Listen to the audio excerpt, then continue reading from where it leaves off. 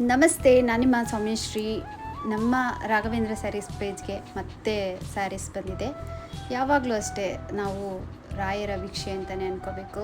ರಾಯರು ಏನು ಕೊಡ್ತಾರೆ ಅದನ್ನು ನಾವು ತೊಗೊಂಡು ಹೋಗ್ತಾ ಇರಬೇಕು. ಇವತ್ತು ಕೂಡ ಸ್ಟಾಕ್ ಬಂತು.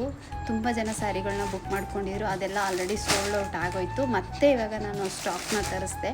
ನಾನು ಒಬ್ಬಳೇ ಎತ್ಕೊಂಡ್ಬರ್ತಾಯಿದ್ದೆ. ಮಾಮು ಕೂಡ ನನಗೆ ತುಂಬ ಹೆಲ್ಪ್ ಮಾಡಿದ್ರು. Thank you ma'am, thank you so much. ತುಂಬ ಸಪೋರ್ಟ್ ಮಾಡ್ತಿದ್ದೀರಾ, ನಿಮಗೆ ಧನ್ಯವಾದಗಳು. ರಾಯರು ಒಳ್ಳೇದು ಮಾಡಲಿ.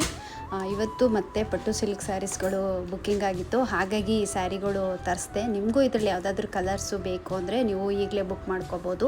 ನಮ್ಮ ಪೇಜಲ್ಲಿ ಇದು ತುಂಬ ಚೆನ್ನಾಗಿ ಮೂವ್ ಆಯಿತು, ಹಾಗಾಗಿ ಮತ್ತೆ ಇವಾಗ ಸ್ಟಾಕು ತರಿಸ್ಕೊಂಡೆ, ರೀಸ್ಟಾಕ್ ಮಾಡಿಸಿದ್ದೀನಿ. ನಿಮ್ಗೆ ಇದರಲ್ಲಿ ಯಾವ್ದು ಬೇಕು ಬುಕ್ ಮಾಡ್ಕೊಳ್ಳಿ. ಆಲ್ಮೋಸ್ಟ್ ಇದರಲ್ಲಿ 50% ಬುಕ್ಕಿಂಗ್ ಆಗೋಗ್ಬಿಟ್ಟಿದೆ.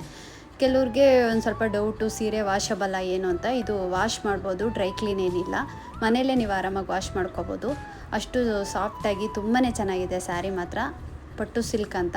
ಆಮೇಲೆ ಇನ್ನೊಂದು ವಿಷಯ ಏನಪ್ಪ ಅಂತಂದರೆ, ನಿಮ್ಮ ಮನೆಗಳಲ್ಲಿ ಏನಾದ್ರೂ ನಲ್ಲಿಗಳಲ್ಲಿ ನೀರು ಲೀಕ್ ಆಗ್ತಿದೆ ಅಂದರೆ ದಯವಿಟ್ಟು ಅದನ್ನು ಸರಿ ಮಾಡ್ಕೊಳ್ಳಿ ಸಣ್ಣದ್ರಲ್ಲೇ. ನನಗಾದ ಒಂದು ಅನುಭವ ಏನಂದರೆ, ನಮ್ಮ ಮನೆಯಲ್ಲಿ ಒಂದು 15 ಡೇಸ್ 1 ಮಂತಿಂದನೂ ಕೂಡ ನಲ್ಲಿಲಿ ಲೀಕ್ ಆಗ್ತಾನೇ ಇತ್ತು ಸಿಂಕಲ್ಲಿ. ನಾನು ಏನಕ್ಕಪ್ಪ ಅಂದ್ಬಿಟ್ಟು ನಾನಿದ್ದಂಥ ಬ್ಯುಸಿ ಇದರಲ್ಲಿ ನಾನು ಅದ್ರ ಕಡೆ ಗಮನನೇ ಕೊಡಲಿಲ್ಲ. ಇತ್ತೀಚೆಗೆ ನನಗೇನಾಗ್ತಿತ್ತು ಅಂದರೆ, ಕೈಯಲ್ಲಿ ದುಡ್ಡು ನಿಲ್ತಾ ಇರಲಿಲ್ಲ. ನಾನು ಎಷ್ಟೇ ಸಂಪಾದನೆ ಮಾಡಿದರೂ ಎಲ್ಲೋ ಒಂದು ಕಡೆ ಹೆಂಗೋ ಹೋಗ್ಬಿಡ್ತಾಯಿತ್ತು.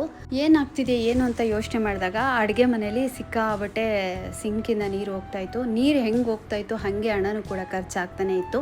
ನಾನು ಏನೇ ಪ್ರಯತ್ನ ಮಾಡಿದ್ರೂ ಉಳ್ಸೋಕ್ಕಾಗ್ತಾ ಇರಲಿಲ್ಲ. ಆವಾಗ ನನಗೆ ಗೊತ್ತಾಯಿತು, ಅಡುಗೆ ಮನೆ ಸಿಂಕಲ್ಲಿ ನೀರು ಹೋಗ್ತಾಯಿದೆ, ಅದರಿಂದನೇ ನನಗೆ ಈ ಥರ ಸಮಸ್ಯೆ ಆಗ್ತಿದೆ ಅನ್ನೋದು ಗೊತ್ತಾಯಿತು. ಇದು ತುಂಬ ಸಲ ನನಗೆ ಇದೊಂದು ಅನುಭವ ಕೂಡ ಆಗಿದೆ.